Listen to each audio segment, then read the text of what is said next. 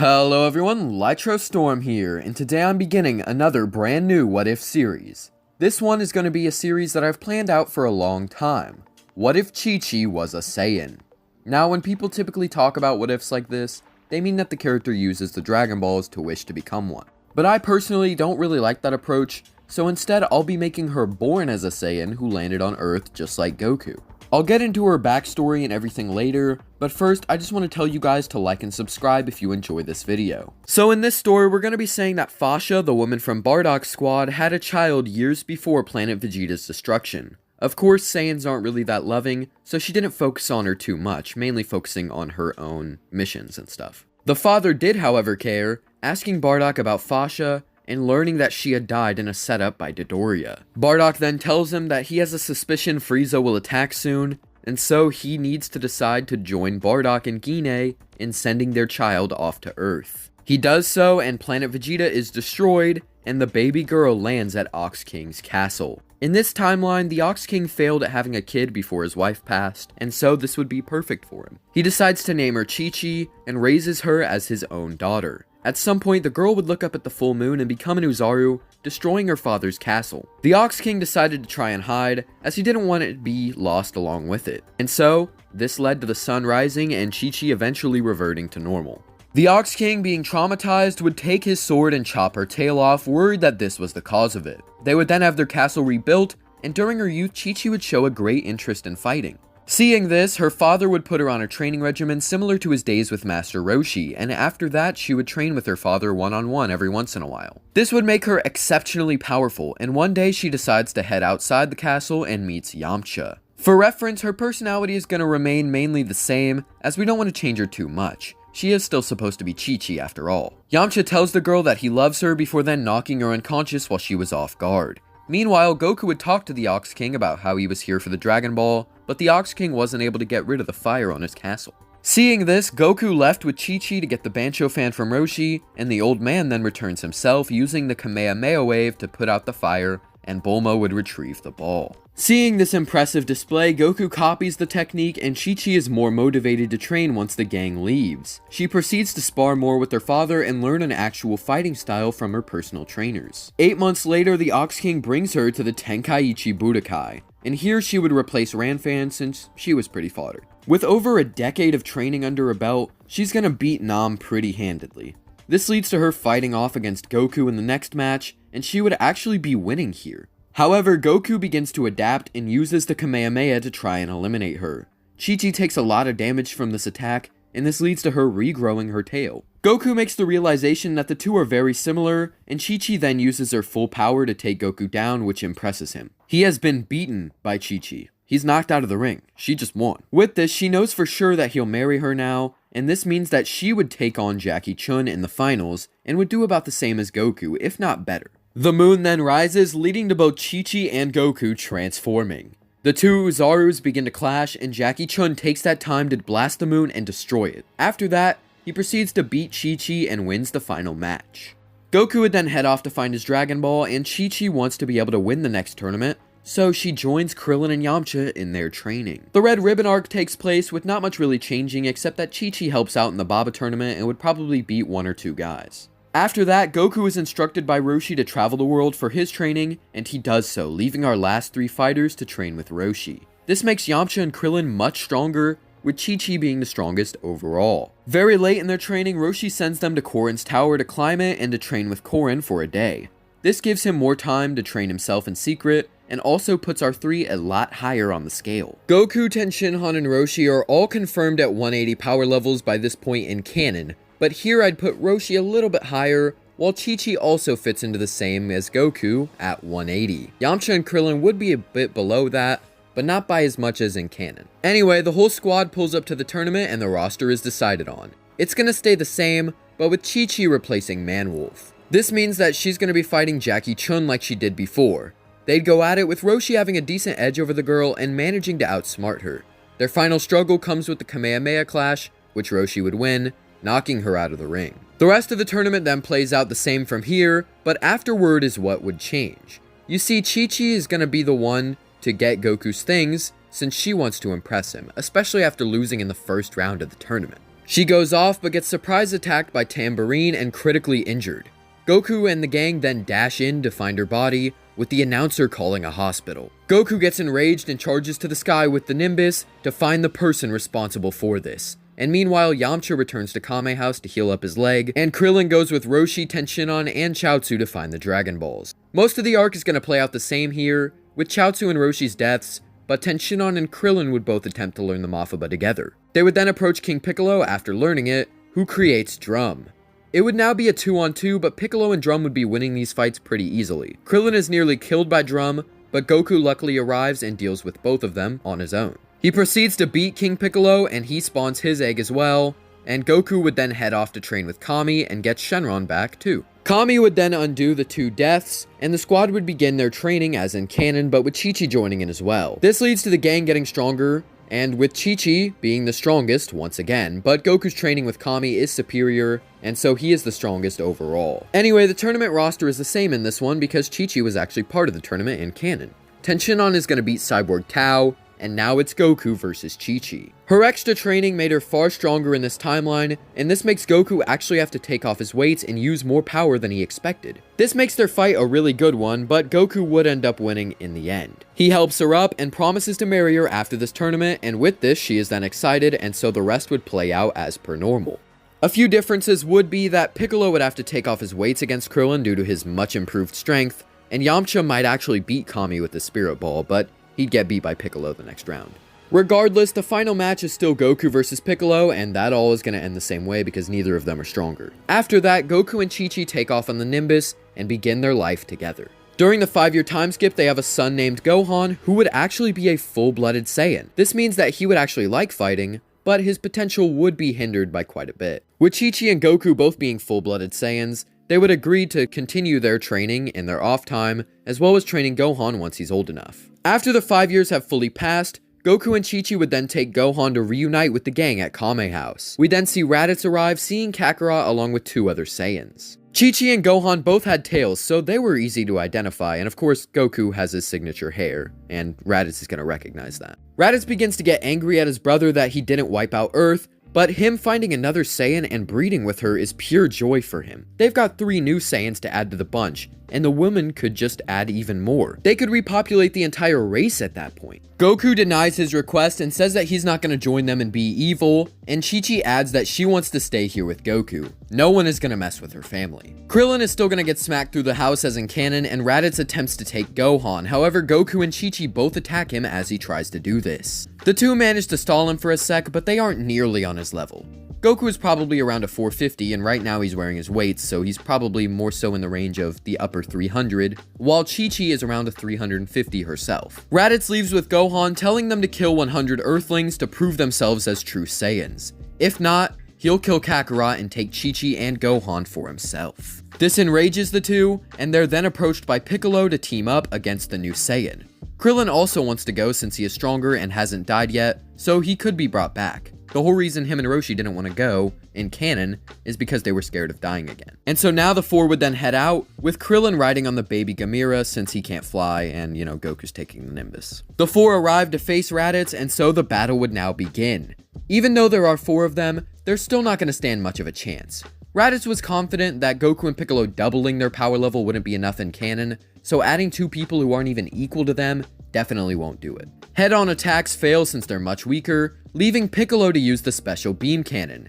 He charges it up, with the others trying to fend Raditz off for the time being. This leads to a Kamehameha being fired by Goku, Chichi, and Krillin, which would do some really good damage to Raditz. He wouldn't be able to negate all 3, and so he'd be knocked back a bit by this attack. He takes some time to recover, but manages to dodge Piccolo's special beam cannon, only getting hit in the shoulder.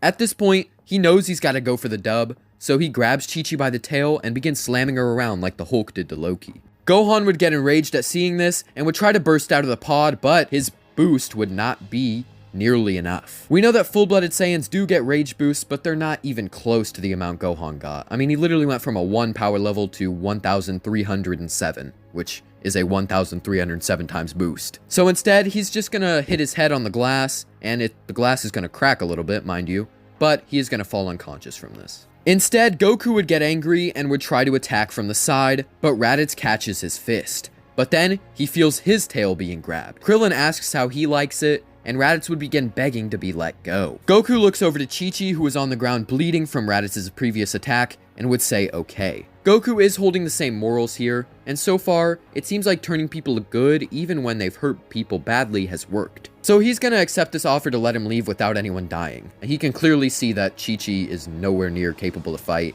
and none of them are really going to be a match on their own either. So the best choice is just to get him out of here while they still can. Krillin is angry at this, but lets him go similarly to what he did with Vegeta in canon, only to be elbowed in the face by Raditz, who would then fire a blast at Goku. This blast was an instant attack, so it did only just stagger him, but just as Raditz attempts to go after Piccolo, Goku uses a Kamehameha from his feet. This allows him to grab hold of Raditz from behind and hold him while Piccolo fires his beam. With this, Goku and Raditz both meet the same fate as they did in the show and manga. Piccolo would then remark to Raditz that they're gonna bring Goku back with the Dragon Balls, but Raditz then reveals that Vegeta and Nappa were coming soon. Roshi and Bulma arrive, taking Chichi and Gohan to a hospital, and Krillin asks what Piccolo's going to do, and he says that it should be obvious. He's gonna train, and if they want to survive, they better not try and disturb him. He's the strongest on Earth right now and the best hope they've got. He then leaves, not taking Gohan because, like I said, Gohan did not show any sort of potential whatsoever. He just jumped in and cracked the glass and then fell unconscious. So with that, Krillin goes with Bulma and the others, and Chichi has brought a Senzubin in the hospital, giving her a Zenkai. Now the Z Fighters are brought to the lookout for training with Kami, however Chichi refuses this training. Instead, she would decide to go down and train with Piccolo. This way, she could help prepare her son a bit as well without hindering anybody else, because bringing Gohan up here is just going to make everyone else have to spar with him, which is just going to make everybody else a lot weaker. Plus, if she goes down there and trains with the strongest on Earth, then it's going to make her even stronger as well. So she bids everyone farewell and then drops Gohan off with Master Roshi, telling him to train him as much as possible. He needs to be able to defend himself when the Saiyans arrive. Roshi agrees, and Chichi then heads over to Piccolo and informs him that she's gonna join him. He is defiant of this, but she says that it's the best way for them to get stronger. She's not that far behind him, especially after this Zenkai, so she won't hold him back at all. Piccolo finally caves in, knowing that it would take too much effort to kill her and would waste an entire fighter. The two proceed to train hard until the Saiyans arrive, and Gohan would also be learning quite a bit from Roshi, gaining a lot of strength as well. Without his insane potential and the harsh training from Piccolo, he was going to be a lot weaker than in canon, but still strong for a 5-year-old. Maybe around the same strength as Goku when he fought Raditz. As for the Earthlings, they're going to train with Kami and get stronger, and Goku is going to continue to run Snake Way to train with King Kai. Before we get into the power levels of our crew, I want to go more into detail on Gohan and his training. Basically, he'd start out with the same regimen as Goku and Krillin did from Roshi, and would quickly outgrow that. After that, he would be sent to Korin's tower and climb, eventually fighting Korin a few times. And once he's finally done with all that, he would go to the lookout to train with Kami and Popo after everyone else had already finished their training and went back down to Earth. So that way he could get some good one-on-one time with Popo in order to gain his own strength without holding anyone else back. This may seem like a lot for him to go through in a year, but even though he isn't a half Saiyan, he's still got more potential than both of his parents, just not by such a large margin. I think his power level by the end of the training would be around 400. But if you disagree and think it should be less, it won't matter much because he's not coming to the fight with the Saiyans because either way he's too weak. But he will be strong enough to defend himself, and that's all that they wanted. Now to talk power levels. Piccolo, having Chichi to train with all year, would grow to a power level of 5,000. This puts him above Nappa's power level, and Chichi would be around equal to Nappa at 4,000. Tenshinhan, Yajirobe, and Chaozu are only a bit stronger since they are all around the same level before the training as they were in canon. They've just got somewhat stronger partners in Krillin and Yamcha. Speaking of which, those are the two who changed the most. Krillin is now at a 2,150, while Yamcha is at a 1,760. Chichi and the others arrive to the wasteland with Vegeta and Nappa and hide their power levels. Nappa says that Chichi would be perfect for making more Saiyans as she seemed decently strong herself. However, the woman assures him that she's not going anywhere with them. Nappa says let's see about that, and then begins planting the Cybermen, and Yamcha would take one on alone. However, since he's quite a bit stronger, his Kamehameha is going to kill the Cybermen instead of leaving it near death. So Yamcha has survived this battle. The rest of the Cybermen then attack the squad, only to be taken out quite easily. Chichi then steps up to fight Nappa, with both of them scrapping about equally. They're both at a 4K power level, so their match is going to be an even fight, though Chichi does have more skill and technique, so she's going to have a slight edge. Once she becomes tired out, she swaps out with Piccolo, who should be able to handle a tired Nappa. However, Nappa had actually gained a little bit of strength from fighting the two. This is because Saiyans adapt in combat, and Nappa actually did this in canon too. He went from getting sauced on by Goku to needing the Kaioken to blitz him. And it was stated by Vegeta that their fight would take a long time to end. So Nappa pretty much has a 6,000 power level at this point, meaning he's gonna smack Piccolo down. He's able to hold his own since he is tired though, and it eventually comes down to a beam clash. Piccolo's explosive demon wave is gonna prevail. This leaves Nappa on the ground, tired and strained from having such close battles with injuries like this. Vegeta then picks him up and tosses him into the air, killing him like he did in the show. He then decides to step in, as seeing a Saiyan and Namekian who could best Nappa made him interested. Fighting them should be more fun than standing around until Kakarot arrives. And plus, if Kakarot's even stronger than them, these guys might actually become a problem if they all work together. So now Vegeta is just gonna obliterate all of them pretty easily, leading to the deaths of Tenshinhan, Chaozu, and Yamcha. Piccolo, Krillin, and Chichi are all trying their best at this point, and so Vegeta attempts to kill the two men and leave the woman, as she could be useful to repopulating the race. And so because of this, Piccolo would die as well. Vegeta then senses that Kakarot is approaching, and so he leaves the two remaining alive. Some time passes and Goku does arrive, giving half a Senzu Bean to both Krillin and Chichi. He tells them to get out of here, as he's strong enough to handle this on his own. The two reluctantly agree, but we then get the fight with Goku and Vegeta. But first, Vegeta is going to read Goku's power level. But since he's slightly stronger, it would be over 9,000. The two would scrap for a bit, but Goku would eventually use the Kaioken, and at this point, even a 2 times would give him a slight power advantage over Vegeta. This makes him need to use ×3 far less, and not even need ×4 at all. Once they do the Gallic Gun Kamehameha clash, Goku would overpower him with the ×3, and this leaves Vegeta injured, and so he looks up to the moon, since it was never destroyed. This is because Gohan never went Uzaru, since he was training with Roshi, Korin, and Kami, who all knew of the transformation and would try to keep him indoors at night. And so Vegeta now begins to go on the offensive as an Uzaru, and this forces Goku to strain himself with the ×4 Kaioken to avoid attacks and grabs. However, Vegeta eventually does manage to catch him and begins crushing him in his palm. Chichi would fly in now that she senses her husband in pain and would look up at the full moon as well. This makes her go Uzaru with half of Vegeta's power. She had gotten a Zenkai that placed her over 6,000 and would be over 60,000 when transformed. And Vegeta is weakened, so that's why she's over half. This means that Chichi would be a decent stall for Goku, but wouldn't be able to hurt Vegeta at all, especially since she isn't in full control. Goku, while on the ground, would continue to charge the Spirit Bomb, and Yajirobe would arrive, slicing off Vegeta's tail and leaving him defenseless to the Uzaru Chi-Chi's attacks. She was damaged though, so she wouldn't be able to kill him. Vegeta then realizes that he needs to save himself, and so he blasts the moon, destroying it. Krillin then tossed the Spirit Bomb at Vegeta since Goku had handed it to him, and this managed to hit him away and launch him afar. Because the moon was now destroyed, Chi-Chi reverted to her base form on the ground, and Vegeta escaped like in canon. Bulma, Roshi, and Gohan arrived on a ship and took the gang to the hospital, where they would be healed. Both the husband and wife were critically injured from this fight and would have to stay in the hospital for longer than the others, but the plan to go to Namek still comes up, and the group is decided on. Gohan wanted to go in order to help his parents out and save Piccolo, but he was very weak compared to Krillin.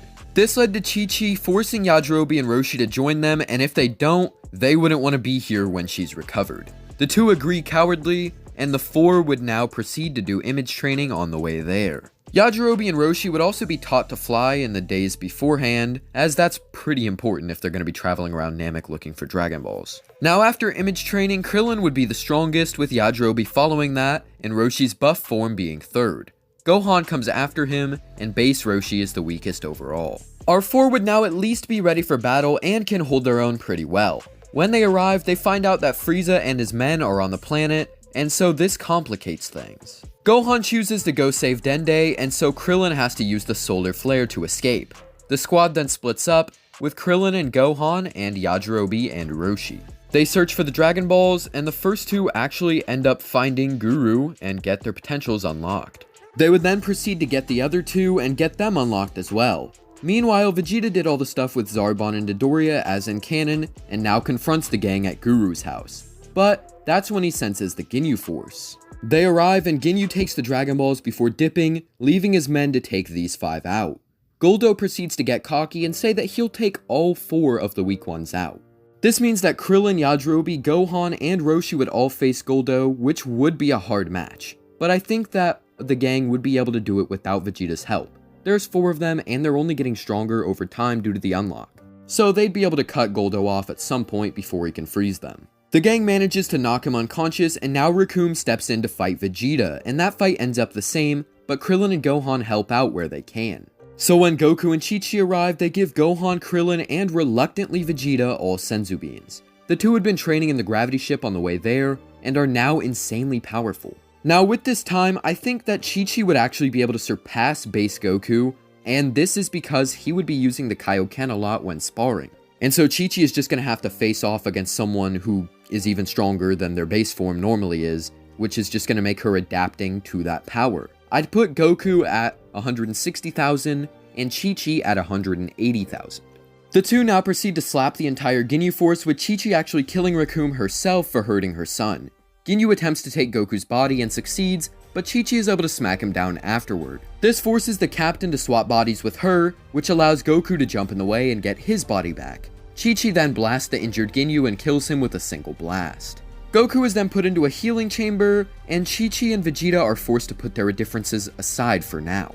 He says that he's gonna go take a nap and wait for Frieza, and asks the female Saiyan if she wants to join him. She then flares up her red aura like in the anime, and he would walk back, saying that it was worth a shot.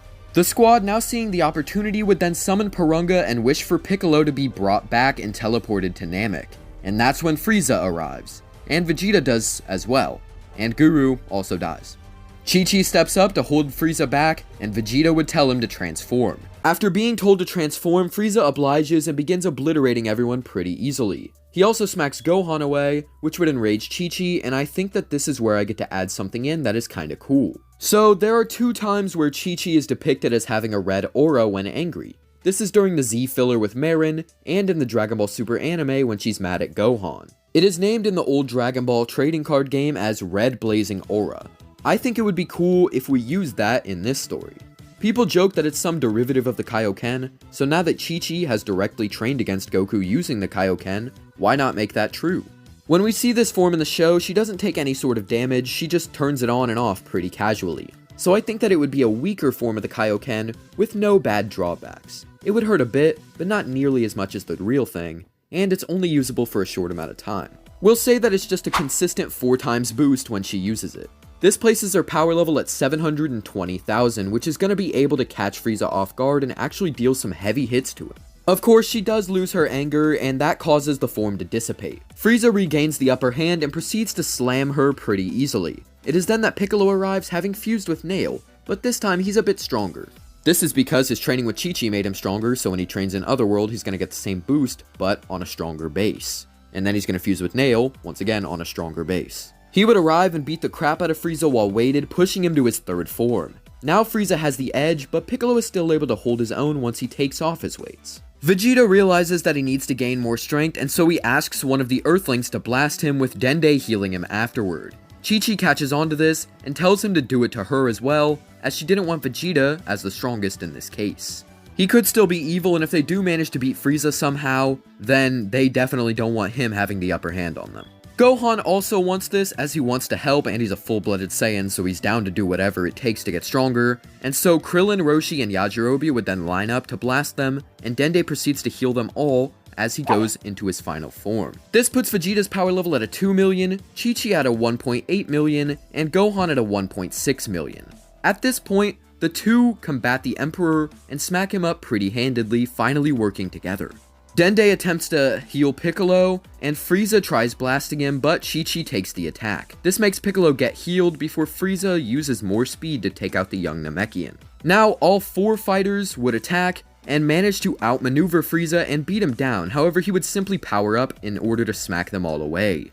It's at that point that Vegeta creates a Power Ball, and Chi-Chi and Gohan both become Uzarus. The 2 apes now attack Frieza, but Gohan is unstable and begins to attack his mother. Chi-Chi had been able to control the form after using it so many times and seeing Vegeta control it back on Earth, but Gohan was not. The 2 monkeys began fighting, and Frieza was successfully able to kill Vegeta while this happened.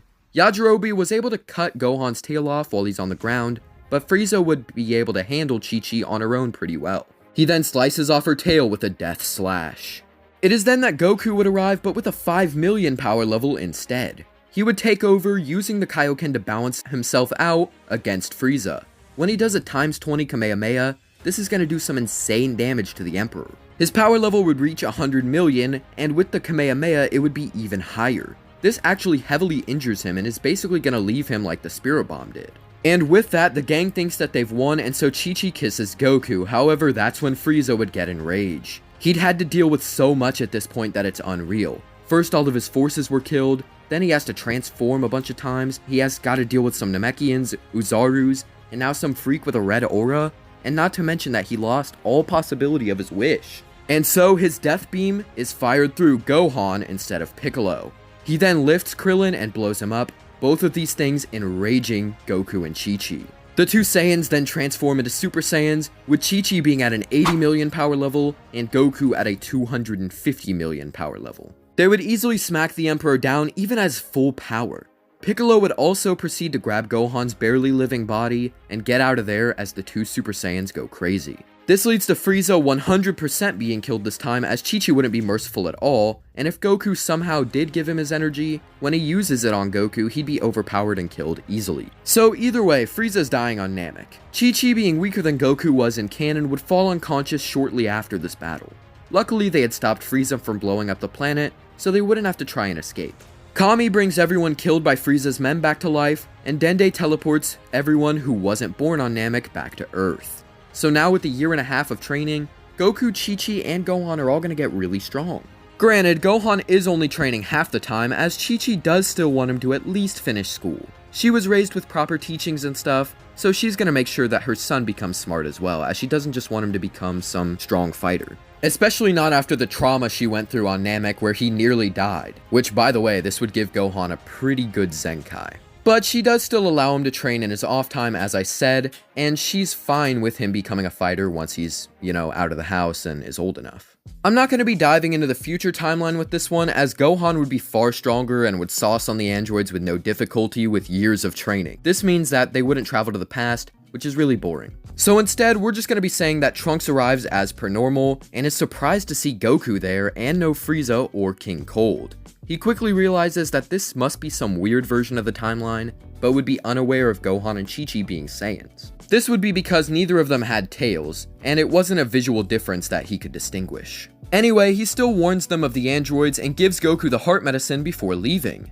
This leaves the group to train, with the Earthlings and Vegeta all doing so alone, while the Sun family trains together with Piccolo. Having the extra person there is going to make a big difference in their power, especially with Gohan being massively stronger than he was in canon. This actually leads to him unlocking Super Saiyan during the 3 years, and plus, all 3 of his sparring partners are a lot stronger than him, and he's stronger at the beginning, which means that it's far more likely with all 3 of these things combined that he's going to unlock Super Saiyan at some point. Chichi, being more involved in the training, would give Goku the heart medicine as soon as he starts seeing symptoms. Also, yes, Goku is going to get the heart virus in this what if, because we don't know where the origins of the virus are 100%, so I give it to him in every story I do just to be safe. You can have your theories about it, but nothing is concrete yet, so this is the best way to do it. Anyway, Goku would actually be in bed while the squad goes off to fight the androids because, he's recovering from the virus.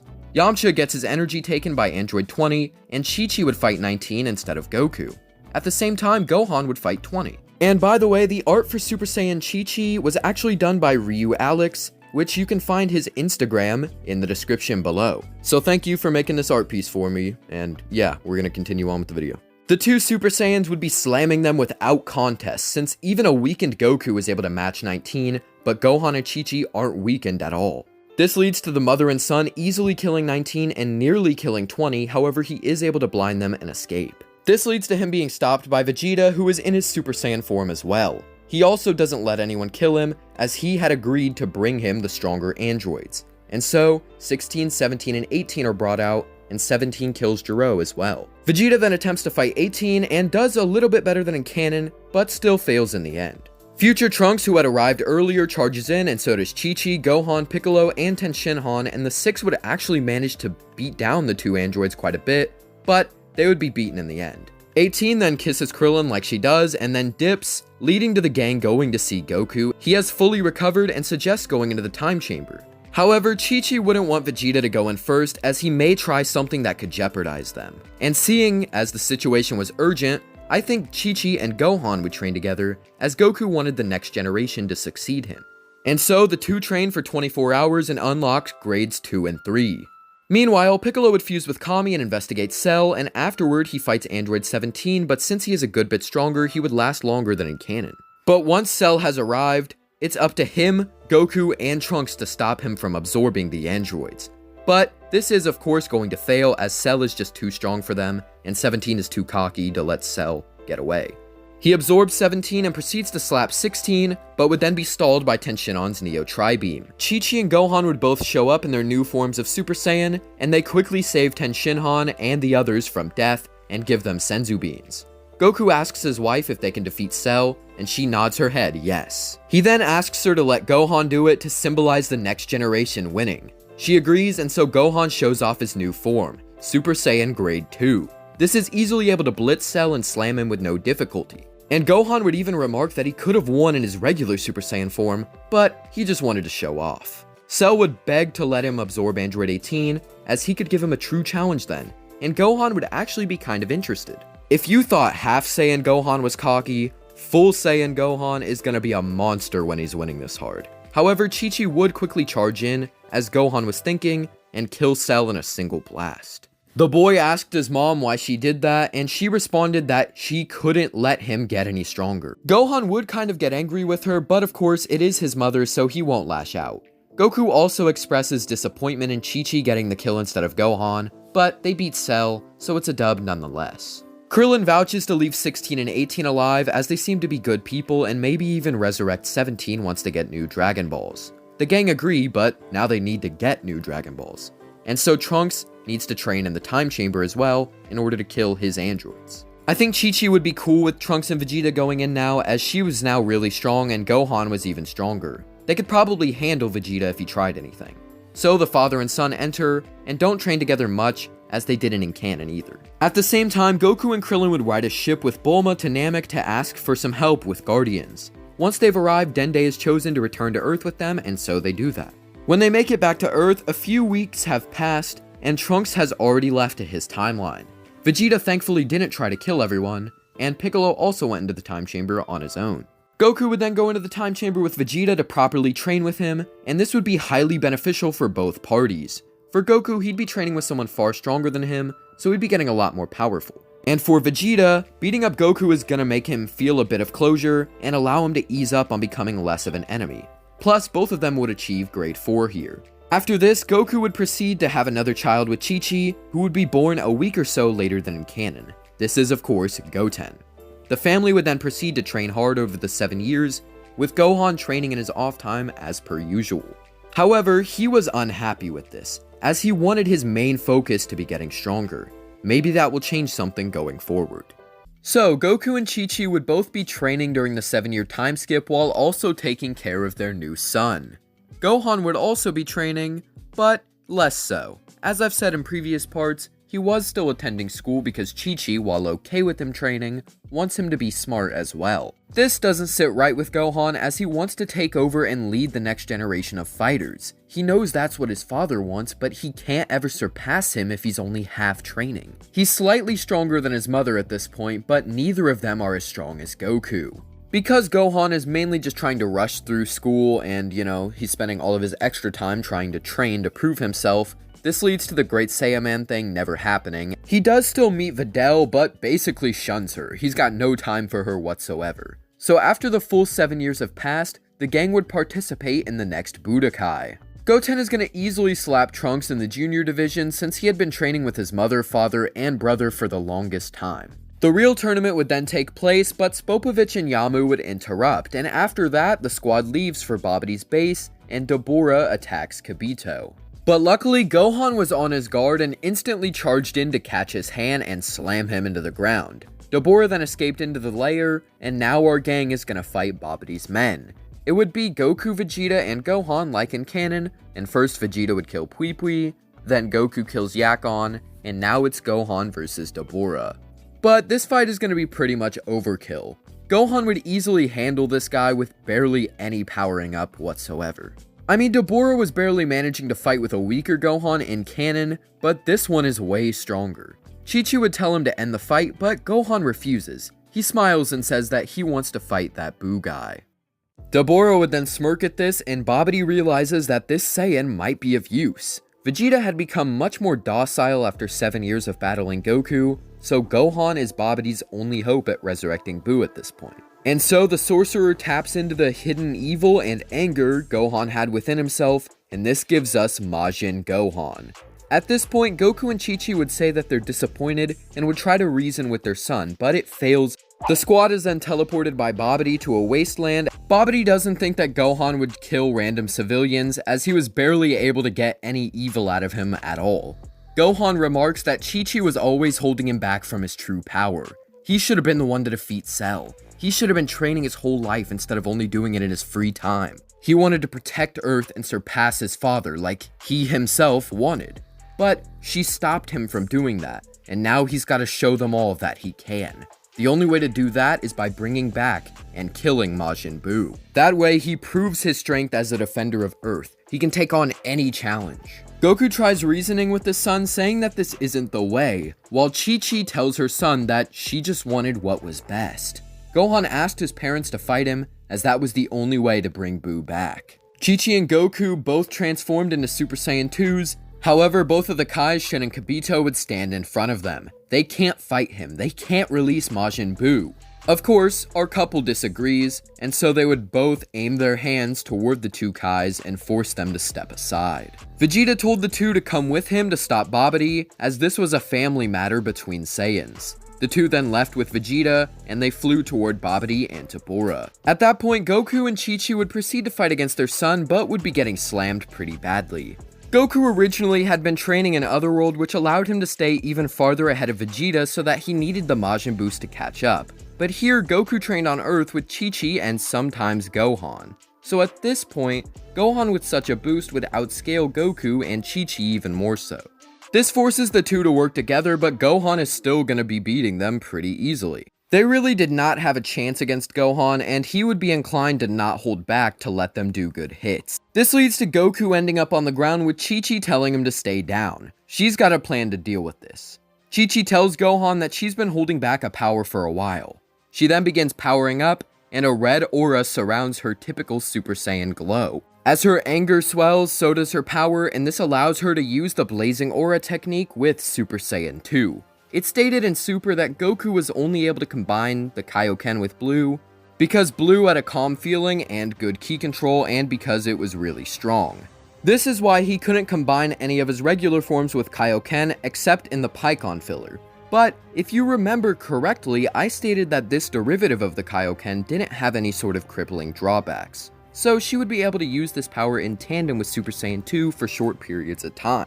This allows her to deal a few heavy blows onto Gohan, which would surprise him considering how easy the fight was prior. And while this did allow her to gain the edge for a short period of time, it also left enough power for Majin Buu's revival. Vegeta had been able to kill Deborah easily, but couldn't destroy Buu's egg in time, and now Buu makes his return. He turns Kibito into a cookie and eats him, since Kibito is alive and Deborah isn't, which is a role reversal from the original story. And Buu then makes quick work of Supreme Kai and Vegeta. The two drop onto the ground and are presumed dead by everybody else. Buu then heals Babidi from his injury, and the two head toward the current battle. By that point, Goku and Chi-Chi are both spent. They know they've got no chance, and so they both rest on the ground in base form. It's at that time that Krillin, Piccolo, Goten, and Trunks arrive. Goten runs to his mother and father and tries hugging them and helping them up, beginning to cry. He looks up at Gohan, asking why he's doing this. It's at that moment, seeing his parents near death on the ground and his little brother about to cry, that Gohan knows what he's done. He begins walking toward Goten, but that's when he senses Buu. The repercussions of his actions had finally come to a head. He told Piccolo and Krillin to get them out of there, as he was going to do what he said he would do. Kill Majin Buu. And while this is super epic, unfortunately, it's not going to go too well for him. You see, Majin Gohan is weaker than Majin Vegeta was in canon, and Majin Vegeta couldn't beat Buu regularly or even with his sacrifice, so Gohan definitely isn't beating Buu. But he is still going to do the final explosion like Vegeta did, but with a different speech, obviously. He would say that he's sorry to his family, and that he let Earth down while trying to save it. And with that, he would self-destruct and atone for what he had done. Like I said, this isn't going to kill Buu, but it would be a pretty cool moment nonetheless. After recovering with Senzu Beans, Goku and Vegeta would send the kids to collect the Dragon Balls and would proceed to go stall Majin Buu.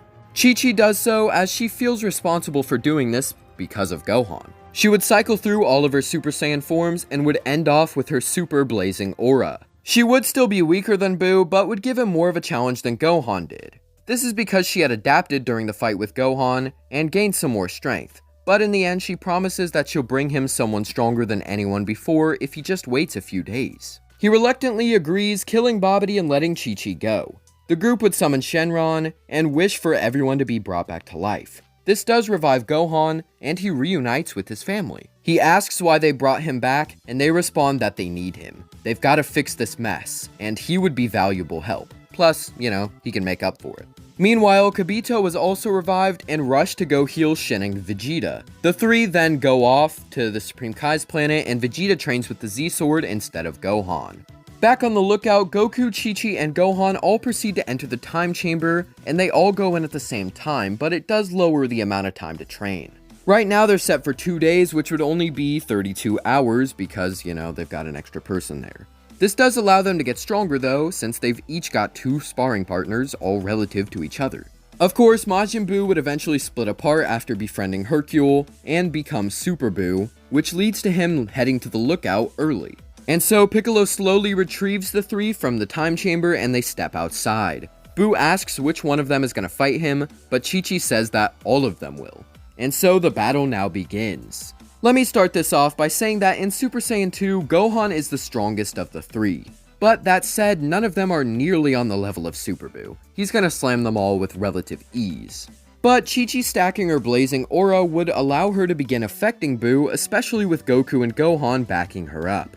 But these small bursts of hope weren't much since Buu could just regenerate any damage they deal. He beats the family down and Piccolo tosses them each a Senzu Bean. At this point, the 3 all use a family Kamehameha, and Buu fires his own Kamehameha, but it's just not enough. Buu gets overpowered once Chi-Chi unleashes her absolute full power with the Super Blazing Aura. Buu seems to be killed by the attack, but unfortunately he simply returns by regenerating. They won that clash, but it wasn't so strong to completely atomize him.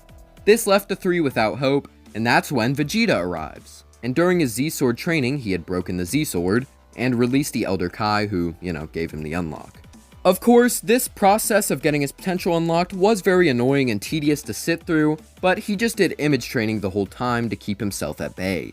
But now that he was here, he was gonna beat Buu up as revenge for beating him before. Vegeta wouldn't give him the chance to escape since he was stronger than Ultimate Gohan, and he doesn't know about Buu's absorption, so no argument that he'd let him do that either. He instead eliminates him with a Big Bang attack, and if that doesn't take him out, a Final Flash as he's regenerating would. After all that, Goku would then use the Dragon Balls to bring everyone on Earth back to life, and Gohan would finish school, with an apology to Videl for being rude to her all that time ago. He asks her if she wants to go out sometime, and she accepts. Some time would pass after the Buu saga, which would see Gohan finishing school and managing to land a wife in Videl. He decides to make some time to himself and his wife away from his main family for a little bit. Chi-Chi and Goku continue their training without him, along with Goten joining in when he's not doing his own school. Everyone else's positions are about the same, but there is no instant transmission, so Goku doesn't go to King Kai's. Instead, he would go with Chi-Chi to attend Bulma's birthday party. Beerus shows up and proceeds to fight everyone, and that all ends up pretty much similarly, just with Chi-Chi joining in as well, and Gohan doesn't have the ultimate form, Vegeta does. Eventually, they would do the God Ritual on Goku, and so he fights Beerus next, absorbing the power, and then, Beerus just leaves. No real use going into the details because it's pretty much just the same result. Anyway, after that, Vegeta and Goku would go to train with Whis, and Chi-Chi would go when Goten was at school. So she's not going to be unlocking Super Saiyan Blue, but she will unlock Super Saiyan God. Vegeta, having the ultimate form, would combine God with that instead of Super Saiyan. So his blue form, or Ultimate Blue, is a lot stronger than the typical blue form. Frieza would be revived at some point by King Cold since he was alive, and they would both go off to train, arriving much sooner on Earth since Cold is a much stronger training partner for Frieza and would allow him to get stronger faster than Tagoma would. So when they return, the fight with the Z Fighters is going to go mainly the same, but with Gohan slamming both Tagoma and Shisami. Goten and Trunks are also both here as well. Gohan would then attempt to attack Frieza, but would be stopped with a death beam. Frieza then blasts him a bunch more, but instead of Piccolo stepping in the way, it would be Roshi. Gohan was his former student before the Saiyans arrived, so he had to protect him at all costs. So this led to Roshi's death instead of Piccolo's, and with no instant transmission, it would take the main Saiyans a while to arrive. This means that all of the other Z Fighters are going to be near death by the time they do show up. Goku, Vegeta, and Chichi appear with Whis and Beerus, and they then proceed to begin their battle with King Cold and Frieza. Goku starts to scrap with Frieza, but he would need Super Saiyan since the two had arrived much sooner and Goku was just not on their level base to base. Frieza would then go into his final form, and Cold would go into his own final form. These being the Golden and Titanium forms respectively. The reason Cold's form is Titanium is so that way I can use the Metal Cooler as the render instead of getting new art, but it's basically just as strong as the Golden form, just a different color. Anyway, Goku manages to barely use Super Saiyan Blue, but the drain would be heavy as he didn't really have a good grasp on the form. Vegeta also uses his Ultimate Blue form, but it wouldn't take nearly as much energy. While Goku is losing to Frieza, Vegeta ends up taking down King Cold and nearly killing him.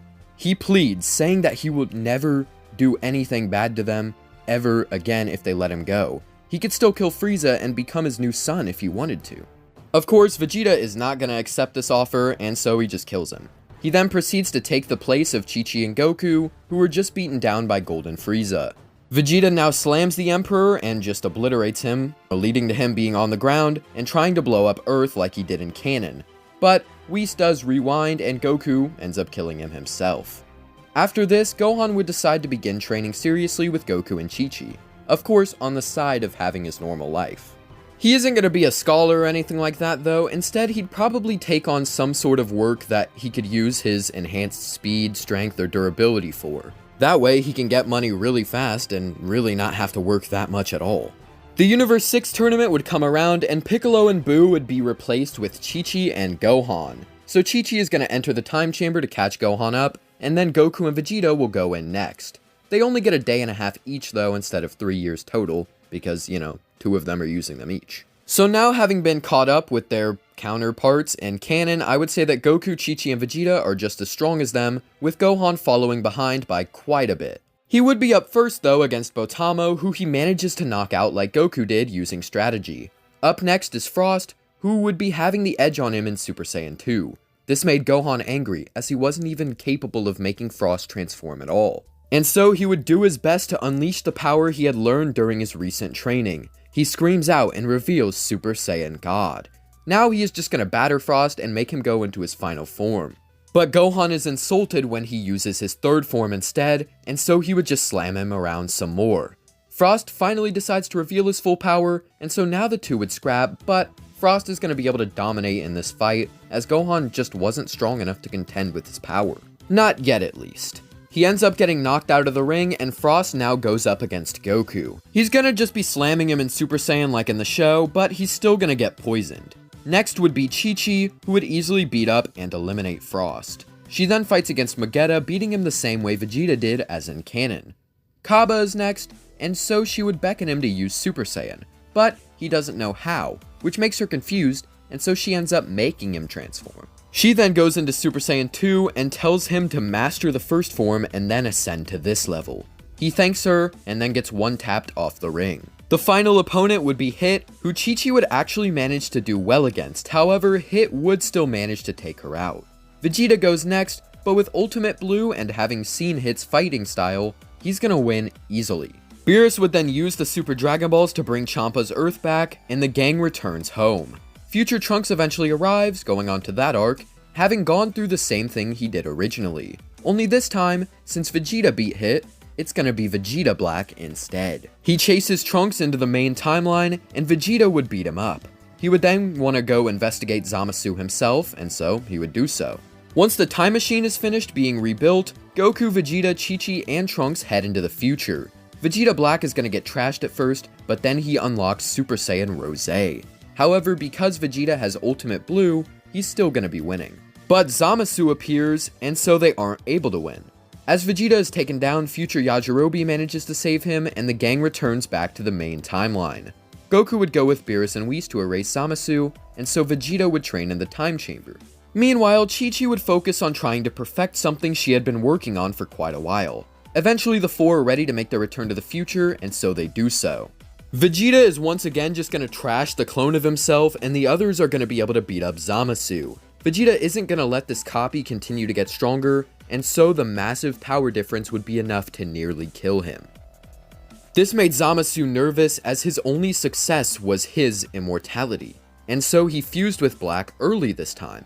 But since they're doing that now, merged Zamasu is gonna be weaker. Future Trunks awakens Super Saiyan Rage, Vegeta uses Ultimate Blue, Goku uses Blue Kaioken, and Chichi combines her Blue with her Blazing Aura technique. The four are going to be gaining strength as they fight, and so I think that they would give their energy to Trunks at the end, leading to him cutting Zamasu apart. He then fuses with the timeline, and so Goku calls Zeno. The gang escapes as he erases the timeline, and then Goku goes back to grab him and bring him to this timeline. Trunks and Mai then go to a new timeline, and so that ends the arc, and that ends me saying timeline for the rest of the video. Now it's time for the TOP. Of course, the exhibition match ends up the same way, but with Gohan going first, then Chichi, then Goku. The roster is going to remain the same as well, but having Chichi instead of Frieza. Gohan would have unlocked Super Saiyan Blue by this point, and though he doesn't have the same insane potential, I think his training with Goku and Chichi in his free time would allow him to be near their power. Piccolo is going to be weaker though, since Gohan never trained with him in this timeline, so he's not going to get a massive boost, unfortunately.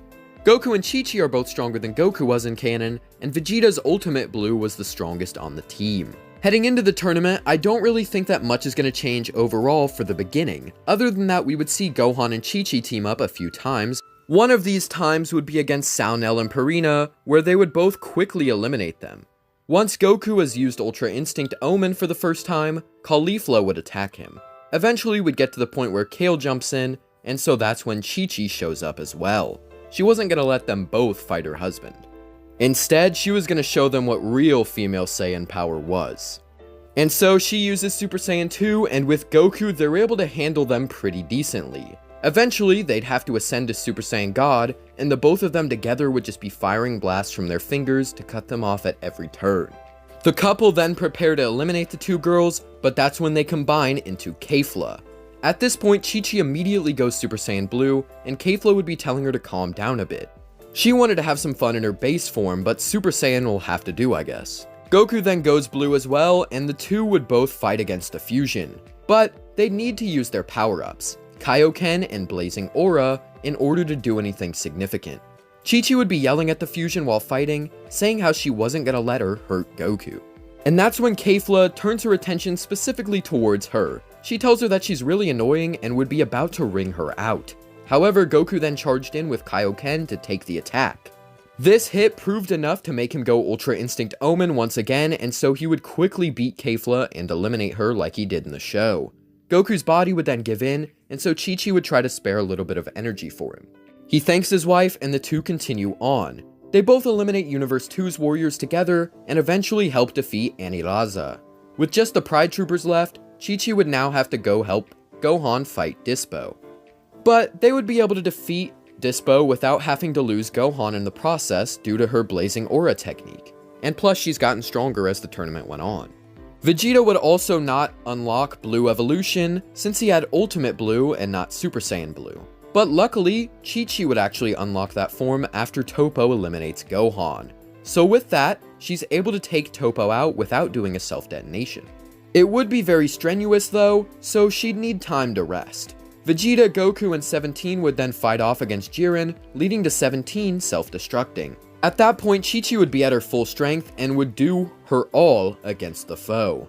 She'd use Blue Evolution, managing to hold him off for a while, and eventually gets knocked aside by Jiren with barely anything left in her. Thankfully, Vegeta steps up next, having a little bit more power since, Chi-Chi was there to hold Jiren off longer. He's able to use Super Saiyan God due to this, but that really isn't going to be too much compared to Jiren, so he simply smacks him out of the ring. The Saiyan then gives his remaining energy to Goku, allowing him to fight next. Luckily, Goku eventually reawakens Ultra Instinct Omen and completes the form as well. This gives him a dub over Jiren, but his body would give in just before he ends it. Now Chichi and 17 were forced to make a stand against a Pride Trooper, but they wouldn't really be able to do much. Chichi could only use Super Saiyan God at this point, so she was pretty much just tossed aside. But thankfully, Goku makes his return and manages to help save the day, with both him and Chichi charging Jiren off the edge. This leaves 17 to wish for all the universes to come back, and of course the Broly movie is just going to be quick. Berry Blue is in charge of the Frieza Empire, so she looks for recruits instead, finding Broly and bringing him to Earth, but she can't kill Paragus. So Broly is beaten and then sent back to Vampa with his father. And that's the end of What If Chichi Was a Saiyan. I hope you guys have liked the series, and let me know what your favorite part was. If you want more content like this, be sure to check out my other stuff on the channel. But as always, tell me if you liked this part, comment your requests for future videos, and subscribe. Thank you for watching. Have a great day.